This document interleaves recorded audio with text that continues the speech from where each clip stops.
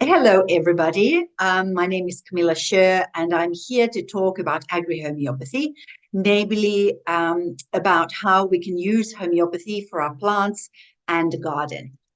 I've been a homeopath. I graduated in 1994, which is actually 30 years ago this September, which kind of fills me with horror.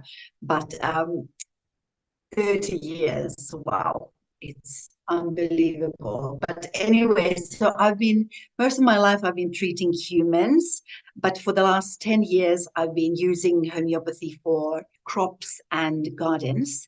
And it's been incredibly rewarding and an amazing journey, and I'm going to share some of it with you today.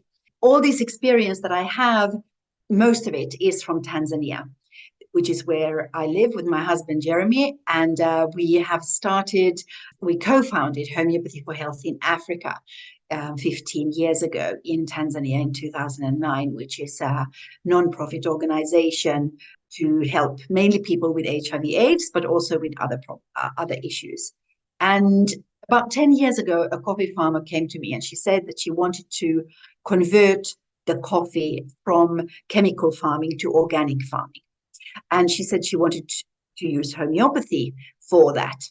And I knew that you can use arnica, for wounded, injured plants, but I didn't know anything more than that. And so it's been a long learning journey for me, but it's very exciting and it's incredible results. And I'm so excited about agrihomeopathy, actually. So I'm really glad to be here, and thank you to Tim for inviting me to this HomeoSummit, where I can show you and hopefully inspire you to use homeopathy in your kitchen gardens, on your farms, in your homesteads, and to have this approach that is so user-friendly and in cases very easy to use. So let's have a look at what we can do with homeopathy. So one major thing is that we can actually treat the soil with homeopathic remedies. So we can add what is missing, we can fix the soil, and we can actually put life back into the soil with homeopathy. We can also make plants more resistant to diseases, which is a huge point, because as with humans and animals, it's exactly the same thing with plants. They need to have their immunity intact so that they can fight pests and fight diseases. Plants have an immune system just like you and me, and they have ways of repelling, for example, pests. And with homeopathy, we can really support this process. And then, of course, we can be, plant homeopaths, meaning that we can treat diseases. We can treat viral, fungal, bacterial diseases with homeopathic remedies. And we can repel bugs and pests. So it's pretty much an all-rounder that we can use remedies in the garden. Why homeopathy is so wonderful is, well, first of all, we get fabulous results. So that is always, of course, the proof is in the pudding, like my husband always says. If it works, if it does the job, it's a massive bonus. So with homeopathy, we certainly get amazing results. And homeopathy is, of course, very safe, clean, and natural way of treating our plants. It's environmentally friendly. There are no residues.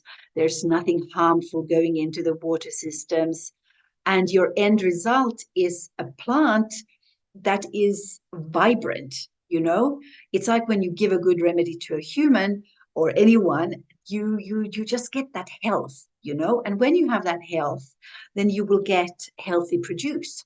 You will get apples that taste fabulous, that are sweet and full of goodness, and that are, full of life, because that's what we want to eat. We want to eat produce that is lively and full of nutrients, because then we get that life force into ourselves. Why is agrihomeopathy so pertinent right now on the planet is that we're facing extreme weather conditions. No matter where these global warming, temperatures rising, is it irregular, unpredictable weather, which is certainly happening?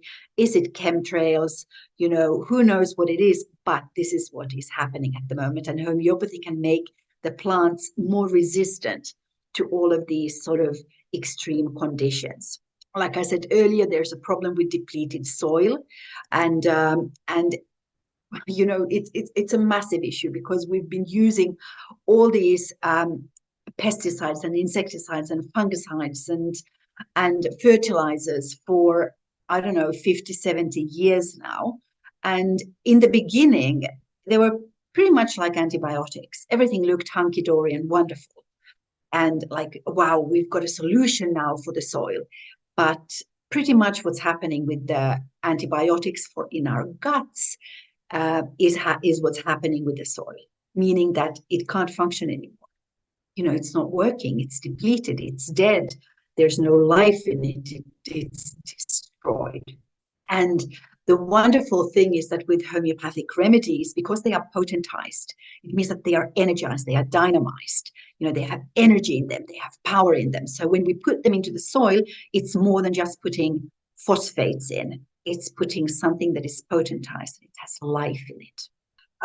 Another problem we have is polluted waters, of course, massive problems of overgrowth in lakes, in rivers, and it's all due to agricultural phosphates and nitrates. There's no oxygen, there's dead fish, there's toxic algae. And how long can the planet sustain this? Nobody knows, but it's not good news.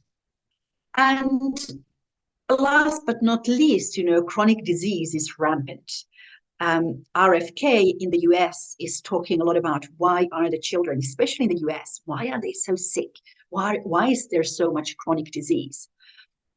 There's a massive increase in the numbers. And, whether it's because of Roundup, whether it's because of, I don't know, vaccinations, whether it's, of course, it's a combination of issues, but certainly if we eat poison, then how can we stay healthy?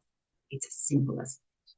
So now in this session, I'm going to talk to you, I'm going to give you 10 of my best remedies for the garden. Okay, so I want to introduce you, first of all, to my number one, my absolute all-time favorite, which is silica.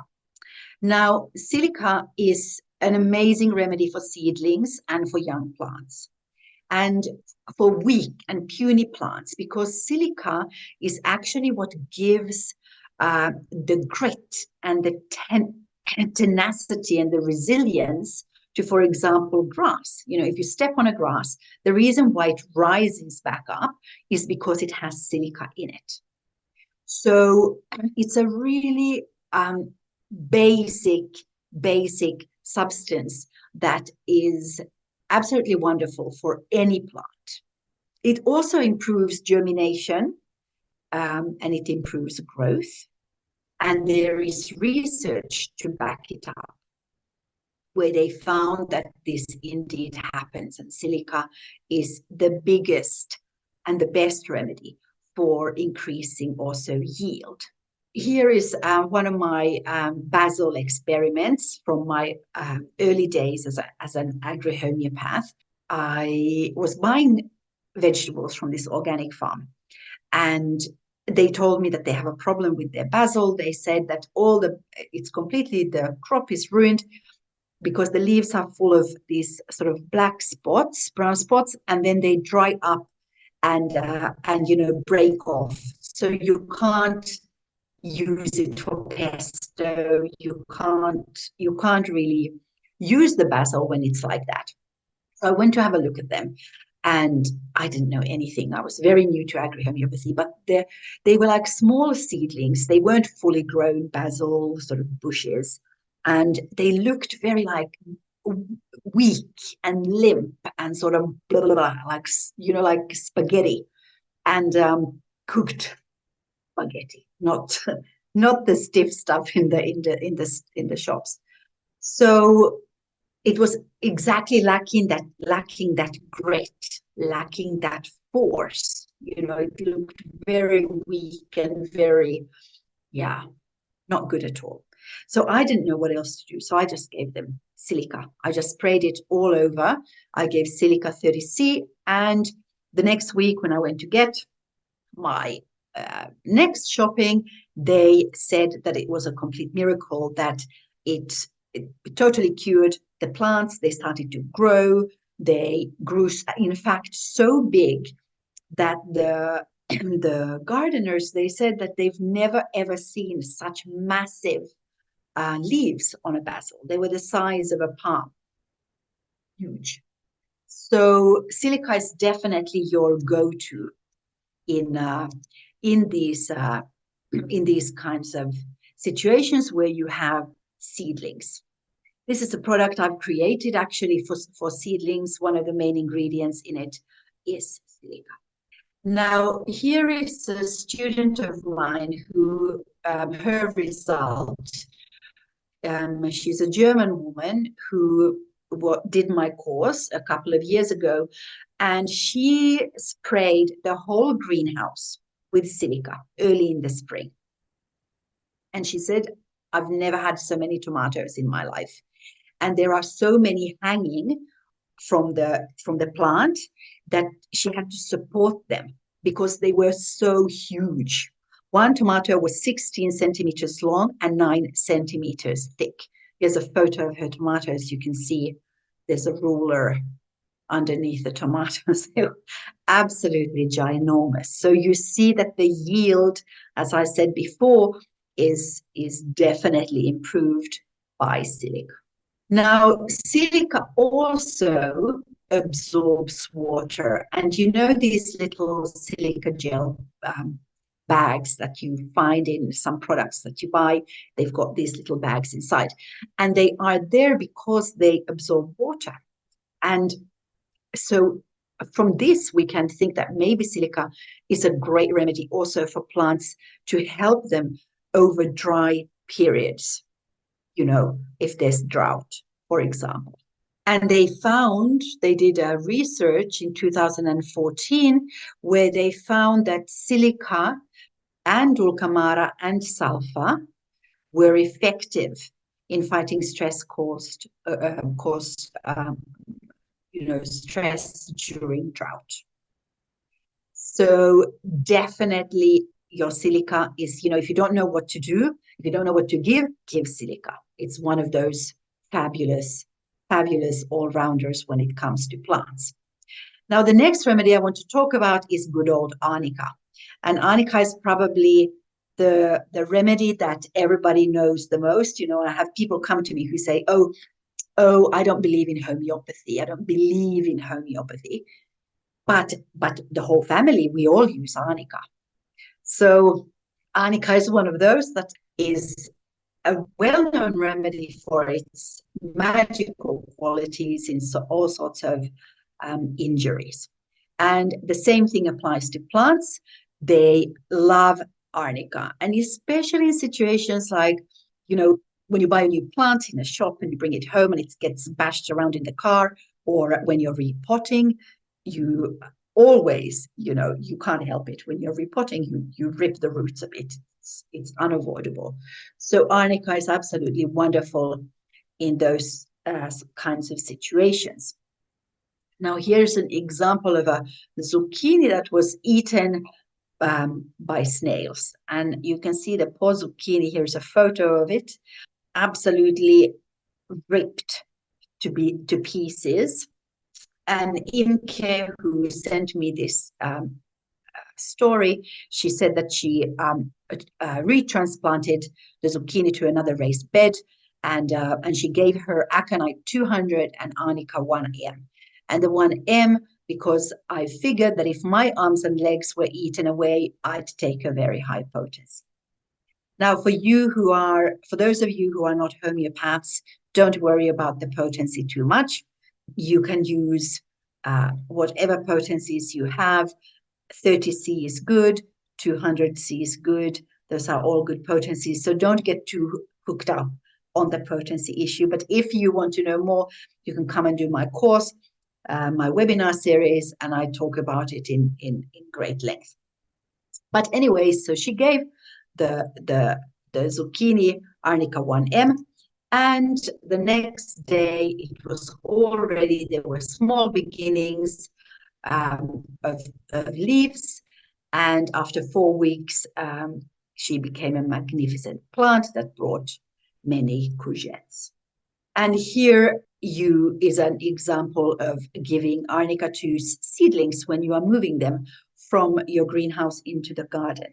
And that's the same thing. They get ripped and torn, and it's traumatic. So arnica is a wonderful remedy for that kind of a situation. And while you're at it, take a dose yourself, because I don't know about you, but my back, oh my God, my back absolutely kills me after a few hours in the garden, bending over the beds and all of that stuff. So arnica is a fabulous thing. And if you have an arnica oil, that's even better. You just massage it into into your lower back or wherever you're hurting and aching. And that's a completely wonderful thing. Now, arnica is also wonderful for blooming, for making more flowers. And there are two main remedies for inducing flowering. One is arnica and the other one is phosphorus. But I was surprised to find out that arnica was great for blooming, but it really is. And it also helps when you have plants in a vase, when you have cut plants at home in a vase, and if you put a bit of arnica in the water, your flowers will last much, much longer. In fact, according to my experiments, minimum 3 days longer than expected, usually even 4 or 5. A Japanese student of mine had a freaky experiment where she gave it to her chrysanthemums, and they lived so long that she said that in the end, she was a bit more freaked out and scared than happy about it. It went on a little too long. But if you think about it, cut flowers are injured flowers. They've been cut, and arnica is good for cuts. Now, arnica is also good for seed germination. So just like we have silica that is good for it, arnica too. And they did a research on it in India, or is this Pakistan. I'm sorry, Pakistan. And they treated all these mung beans, sunflower beans, okra, and black lentils. So they treated them with arnica and thuya. And they gave thuya because they wanted to see if the thuya would protect the beans from fungi, from harmful fungi, and they found that it did. But arnica, they found that was really good for germination, and it produced 100% germination and a longer root length. So you can what I do is I soak my seeds in arnica, because when you buy a packet of seeds, you never know how long how many of them are going to actually germinate. It's very common that even on the packet it says, germination rate is 70%. They claim that it is. Well, arnica is very, very well known for bruising, right? Everybody uses it for bruises. And when is bruising an issue with plants and with crops, actually, is when we harvest them. Look at all these tomatoes. I mean, you know how it is when you buy a packet of tomatoes. You don't want to buy bruised ones because they go off much, much faster. So this is a big issue for farms and for farmers. So what I found that is very good to do is that you spray a day before harvesting. You give them arnica. You either spray or you water the plants with arnica. And it doesn't matter which. And it will really protect them from the bruising. And this is direct money making, because you can't sell bruised products.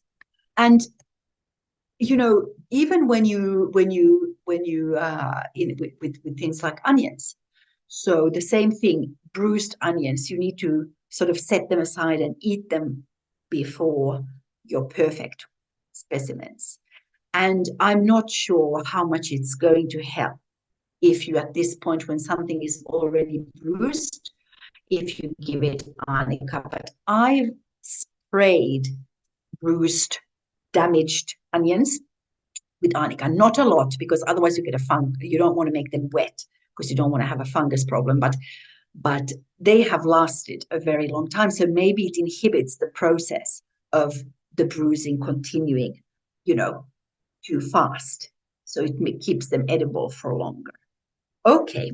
The third remedy I want to talk about is aconite. Now, aconite is a well-known remedy for, that's right, it's a great remedy for shock. So whatever the shock is, aconite is great for it. So it's great for sudden cold weather, for example. That's how we use it with plants. Or remember, when we are transplanting plants, or they are damaged, if arnica doesn't work, you give aconite and it does the job. Because maybe the plant is more shocked than actually damaged. So frost in spring or in the autumn. So basically unexpected frost. When you're not expecting it, when it comes out of the blue, you have a lovely warm spring's day, and then the night is, it's minus degrees and everything is frozen. If you then give aconite, everything will recover much better. And if you know already beforehand that the weather forecast isn't good, the weather forecast says that it's going to be freezing conditions tonight, then you can prophylactically give aconite to your garden so that they can withstand it better. Another remedy for frostbite is borax, and yet another one is veratrum.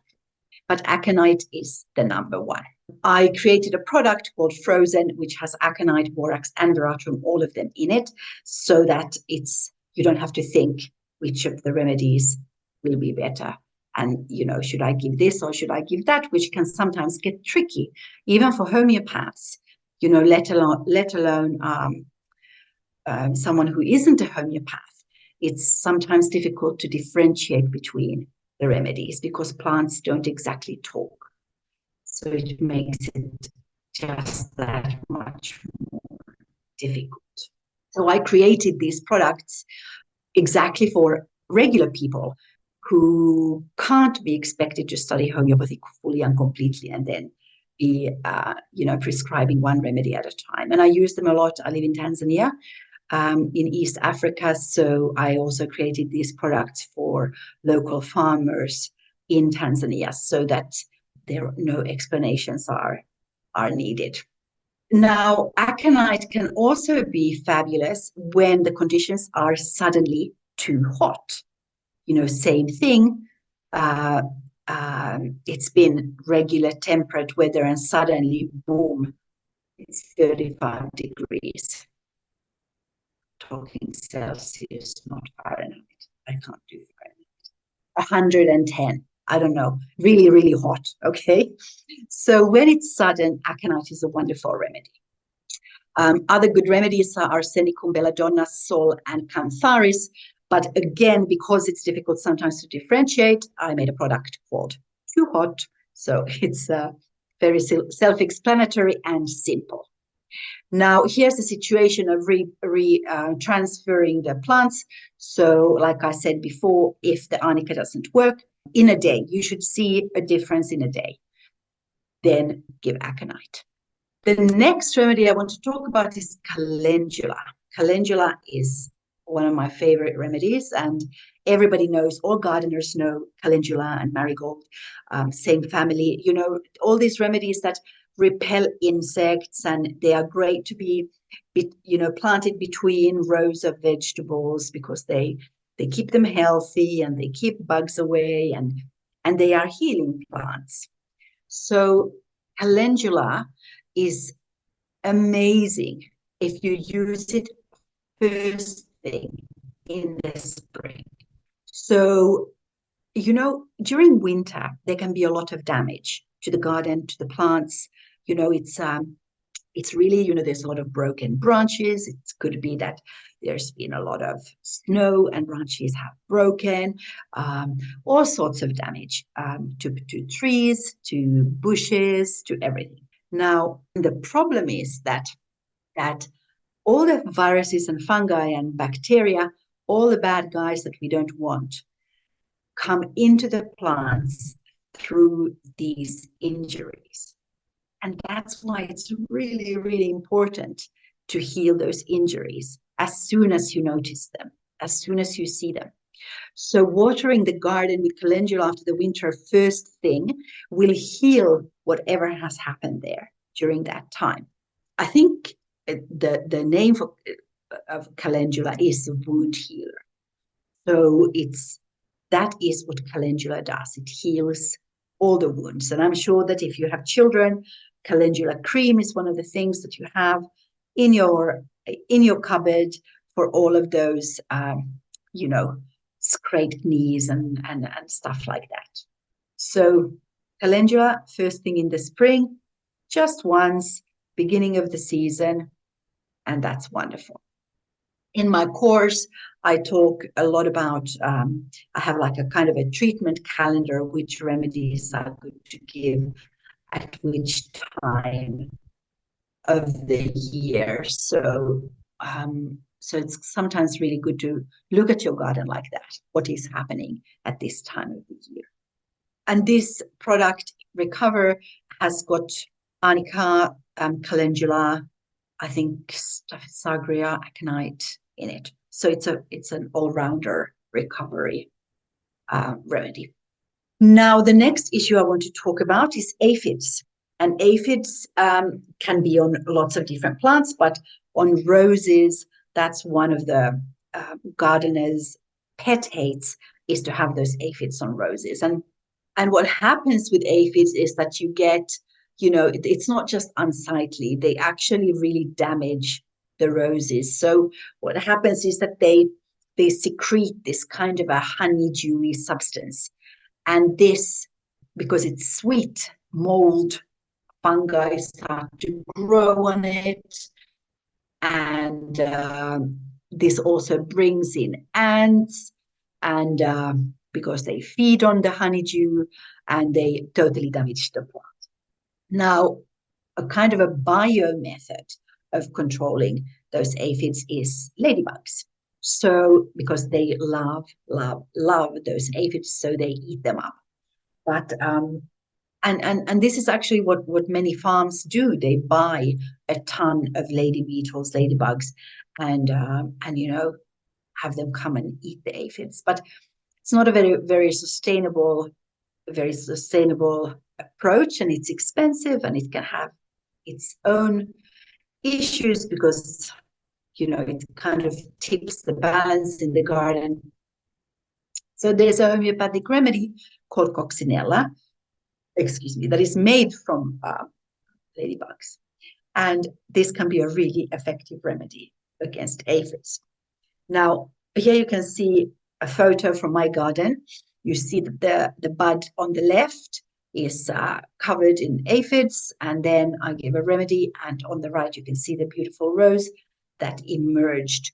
And that's my next best favorite remedy is Simicifuga, and it is a wonderful remedy to get rid of aphids. It works like magic. I love it. It's my favorite. So general advice, just, when you have aphids in your garden, is to remember to water well, because they don't like, they like dry conditions. Other remedies than Simicifuga, people have good results with Sagria and sulfur. And indeed, sulfur is a remedy that I have used later on in the season in my garden. So you give Simicifuga, and then you give sulfur later on in the season, and then you won't see any of those aphids in your garden the following year. Good. And here is a remedy called Insectaway, and that one has all those remedies in it. Now, my next best buddy is sulfur. And sulfur is really good against all sorts of bugs, insects, creepy crawlies. And like I used it at the end of the season, those of you who are homeopaths, it's because it's a deeply antisoric remedy, it's a more deep acting remedy than Cimicifuga. And that's why it's good to give that after the acute phase is over. So you go deeper into the treatment, much like, for example, if a person is suffering from hay fever, you would treat them in the hay fever season, you would give them pulsatilla and allium cepa and wyethia, remedies that are for that specific hay fever condition. And then during the year, when there is no hay fever, you must continue with the deeper, preferably antisoric treatment, so that we actually get rid of the disease. So sulfur, I had a wonderful experience with sulfur on a sunflower farm. With the sunflowers were infested with this kind of a black beetle, the same organic farm where I was treating the basil with silica. And they were going to lose the crop, and the sunflowers were full of these very, very rude beetles who were just sitting there munching away at the sunflower seeds. So I walked around the whole garden. It took hours. It was very sunny.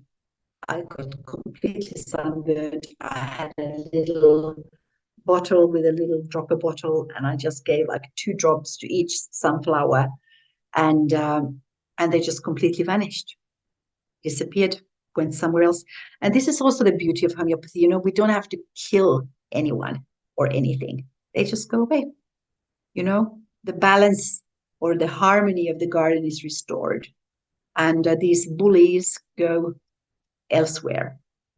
So sulfur is also, like I said before, when we talked about silica, it's also great for drought.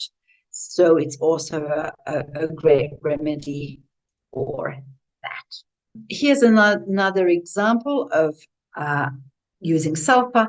This is a student of mine from France. Her husband has a viticulture farm, and they were on holiday. They came back and they saw that there was a fungal disease. You can see the top picture where some of the grapes in the bunch were rotting away.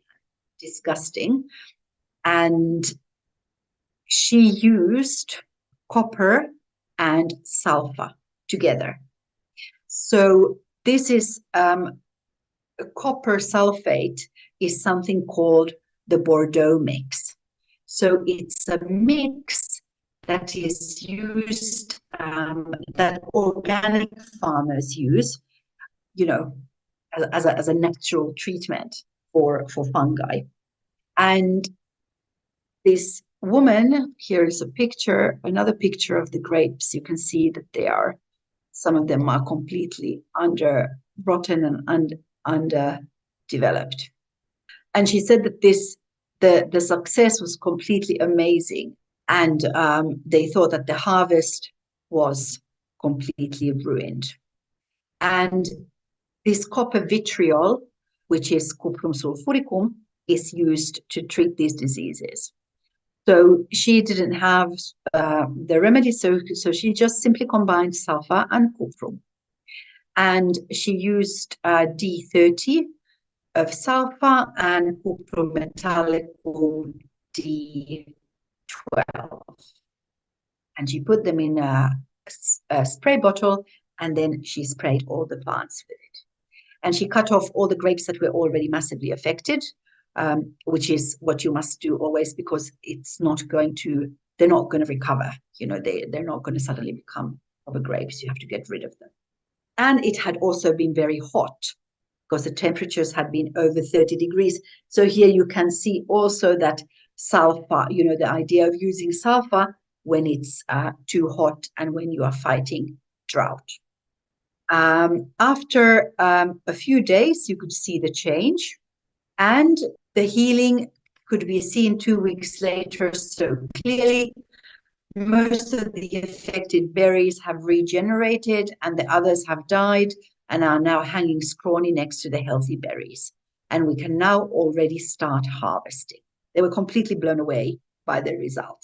And she said, I also reported blistering on the vine leaves, and she also sprayed that with the sulfur and cuprum, and this also, the leaves didn't die as usual, and the blisters didn't return. Here is the Bordeaux mix. When you see, if you go to France or anywhere where there is a viticulture, you can see this kind of turquoise.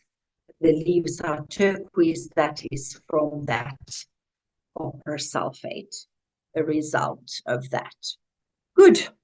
Well, can you imagine how wonderful it would be if all of our wine was treated with homeopathy, and we wouldn't have to be drinking copper and sulfur and all sorts of, however organic that is. It would be wonderful to be able to treat everything homeopathically. Now, the next remedy is yet another wonderful one, because most gardeners almost always have problems with snails. And lo and behold, there's a remedy made from snail called Helix tosta, and it works fabulously against snails and slugs. So what you need to do is, when you have the infestation, you spray the remedy mix all around the plants.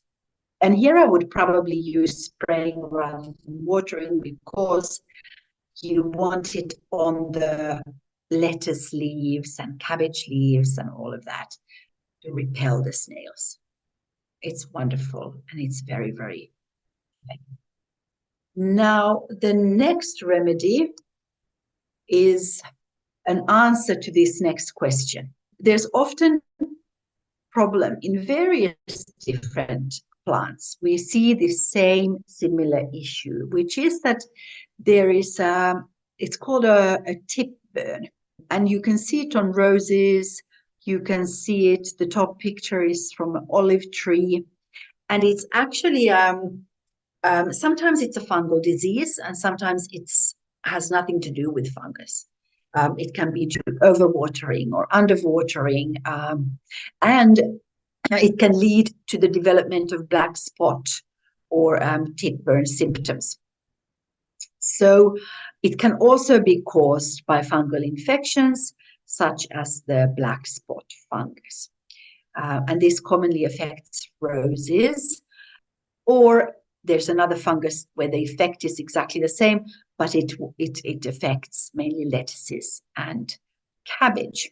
And here is a similar problem of black spot, where the problem starts with leaves getting the black spots, and then they turn yellow and then brown, and then the whole plant dries up and dies as an end result.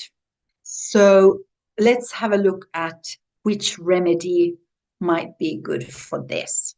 And here we have the same issue in an olive tree. And you see, in homeopathy, we can look at just the symptoms and say, hang on, what's happening here? And it doesn't matter that it's an olive tree or that it's a rose bush. A symptom is a symptom. And in homeopathy, we use symptoms. So we don't even have to always know if it's now a fungal infection, is it a bacterial infection, what caused it. We look at the symptoms. So here is a repertorization for you who are homeopaths. So you have to be a little bit creative, and this is what we learn also on my Agri course, is, how do you interpret plants? Here what we've used is a symptom of having a tongue that has a black tip on the tongue, or black tongue, because a tongue can look like a leaf. And this remedy, Baptisia, which is what we chose, is a remedy that has a black tip or a brown tip of the tongue. So the remedy Baptisia, it's wild indigo, and homeopathically the symptoms that it produces are that mucous membranes become dark, discharges, stools, hemorrhages, etc. are dark in color. Dark spots appear upon the body and tip of the tongue is brown. And this slide actually jumped because we ended up using in some of our garden we use just Baptisia. I'm going to get to that in a second. And in one part we put the two together and use them concurrently. But here you can see the before Baptisia picture and then after Baptisia picture. So the plant recovered 100% from this problem. So it's a great remedy. Remember Baptisia for black spots and tip burn, both. Now, another lovely remedy is echinacea. And I think that's also something that, we use it as drops, right? Vogels, echinacea drops are very common. People use them automatically and quite routinely when people get sick. You have a common cold, there are infections, it's used as an immunobooster, right? So that it works in a similar way for plants. So it just seems to strengthen the immunity of the plant. And here is a picture of my little rose that had black spot, and then it got echinacea and Baptisia mixed together, and the results were wonderful. The next remedy I want to talk about is ozone. And on the left, you see a leaf, and on the right, you see a leg. And this is, again, homeopathy for you. So we use ozone a lot in Tanzania. We treat a lot of HIV/AIDS, and one of the problems that people have or get with this syndrome is that they get a cancer called Kaposi's sarcoma. And what is typical of Kaposi's sarcoma is that there's this kind of black dots and black black spots. So ozone is a wonderful remedy against fungal diseases. And we use it a lot and extensively on the coffee farm that we were converting from chemical to organic. And it was actually my colleague, Jane Davey, who started using ozone, who discovered the wonderful properties of it, because she said, well, you can get black spots and you can get white spots, and this is typical ozone.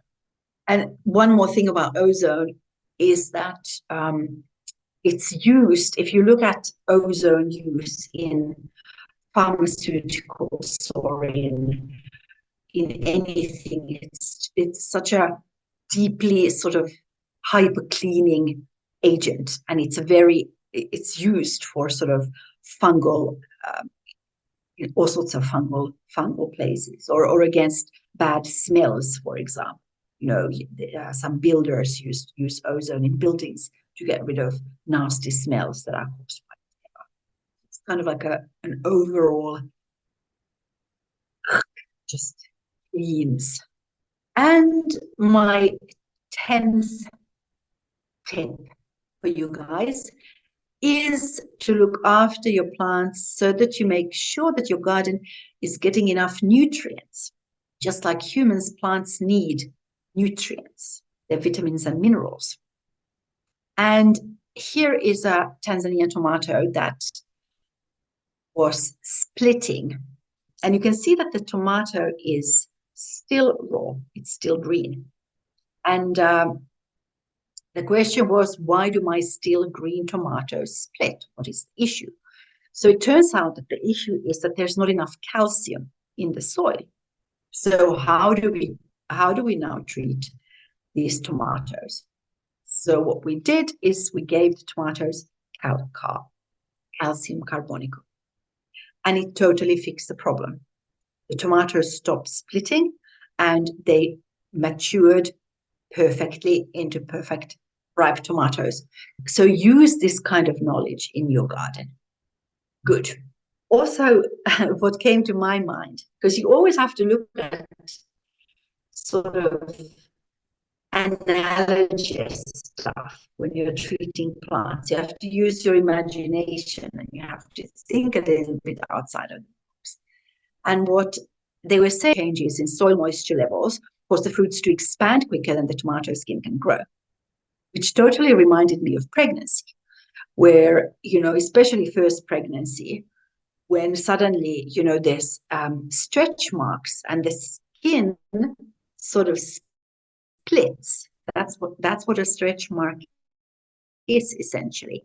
Doesn't crack all the way like on this tomato, but it stretches the skin. It's a kind of a crack. And calcarb is one of the remedies for stretch marks, and it's one of the remedies that is good for late pregnancy when the baby's growing and there's already a lot of bones that are growing, and then the baby's taking it from the mother. So that's just an analogy for the calcarb. But you can also, of course, consider other remedies. You can give calc phos, calc silicata, or calc fluor. All of them are good. And because it's such a very, very important issue, I've created two products. One is called Balanced Soil, and the other one is called Grow Well. And the balanced soil is to treat the soil so that it has enough nutrients, so that the soil can produce good flowers, fruit, vegetables, whatever is growing there. Because in most countries, there's something missing in the soil. For example, in Tanzania, what is missing famously is selenium. So we had to add, boron is missing in Tanzania. So we added boron 12C to our balanced soil to make sure that the plants were getting it. And it's wonderful. It works amazingly. You can add all of these nutrients, much like vitamins, into your soil when you know what is deficient. If you don't know, my product is great because it has them all in it. And then Grow Well is like a homeopathic fertilizer. So what the balanced soil product doesn't have, Grow Well has. So you get all your magnesiums and you get all your potassiums and your nitrates and all of the things that plants need for growing. Good. So those are my favorite 10 remedies that are a must in the garden.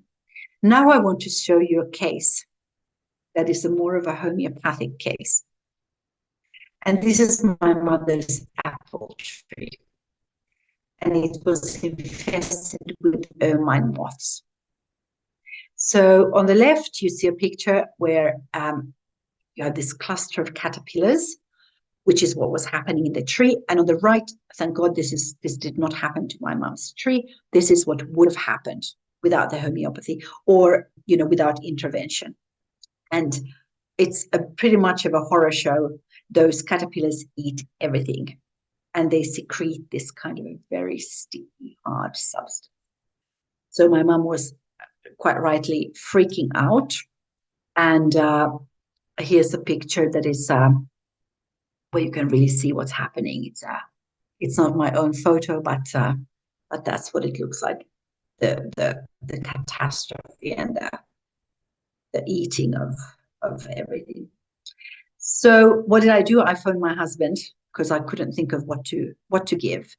And he used a delusion, snakes in and around her, which is a known delusion of a remedy, because that's what it looks like, If you look at this picture and you have that amount of horrible, creepy, crawling caterpillars everywhere, it's absolutely gross. So, so this remedy, which has this delusion, snakes in and around her, has this kind of a disgust. And, does the tree feel disgusted with this? I think so. I would. I mean, I'm not an apple tree. It could be. But anyway, whether it did or it didn't, it absolutely blossomed after the remedy. So the remedy was laccaninum, which is made from the milk of a bitch, dog milk. So it's got no connotation with apple trees whatsoever, but it produces white discharges, has a delusion of snakes in and around her, and it's very disgusted. Blah, everything is disgusting and gross. So it worked amazingly. So my mom gave the tree the laccaninum on a Thursday, and when she came back from a weekend, there was no sign of the infestation at all. And what's more, so it completely, they just disappeared. And what's more, the apples that the tree produced that year and since then, consequently, are yummy, amazing apples, whereas before everyone thought the tree was an ornamental tree because the apples were absolutely inedible. They were hard and green and bitter and you couldn't eat them. But after the remedy, it's like the whole tree just it was like she was happy and producing and delicious apples. So this requires a bit more homeopathic thinking, but the rest of the stuff can be pretty straightforward. So please send me your experiences. If you have used homeopathy for your plants and gardens, send me your success stories and failures, and also ask me. I'm happy to help, provided I want your before and after photos. So if you send me a before photo and you promise to send me an after photo and the result, then I'm happy to help you for free. So please email me with your questions, and we can see together what we can do, because this is a new field and it needs a lot of us trying it out and using it and learning and trial and error and all that kind of stuff. It would be wonderful if you could, if you want to follow me. I'm on Instagram, I'm on Facebook, I'm on Patreon. I have a new website. If we can build this community where we learn and support each other. And if you're interested, if this piqued your interest, then come and do my Agrihomoeopathy webinar series, and you will learn a lot more. The first session is free, so if you click on this QR code, and you will find it, or here is actually the website address, dynamiscourses.tgu.com. And if you're a homeopath and you want postgraduate training, then I suggest you join Dynamis. We have a whole new Dynamis that has just started, and you can still hop in. It's all based on videos, webinars, written material, and monthly live meetings. So welcome to Dynamis and welcome to my Agrihomoeopathy webinars. And if you want those remedies, Roots and Wings Homeopathy, we'll send them to you wherever you are in the world. Wonderful. Thank you so much for listening. I hope this piqued your interest, and I hope that you learned a lot, and I hope that you're going to go into your garden and dig and try the remedies out. It's really fun, and it's really wonderful to be to be a homeopath in your own garden. It's so satisfying, and it's so wonderful to see the results. And yeah, good luck and have a wonderful spring planting. And those of you who are down under, you can start with or the harvesting and using remedies for the end of the season. Thank you very much. And thanks again to Tim and to HomeoSummit for hosting. And I hope to see you next year again. Thank you.